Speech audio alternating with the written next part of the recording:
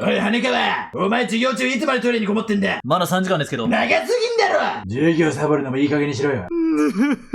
見回りに来ることを見越して、俺は秘策を用意しておいたのだ。うんこ MP3！ お前本当にまだしてんのかよ。僕は1回のうんこで4時間かかる体質なんです。人生損しすぎだろお前。お前人生の6分の1うんこしてんじゃねえか。このうんこ MP3 で乗り切ってみせる。なんかうんこをループしてね。お前それうんこ MP3 だろ。なんてことだ。まさかうんこ MP3 だと見抜いてくるとは。考えろ。見つけるんだ。新たなうんこ音を鳴らす方法を。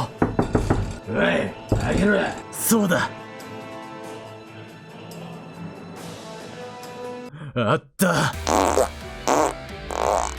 新しい音色だと。思い通り、思い通り、思い通り。お客様、ご注文の広告流れてる。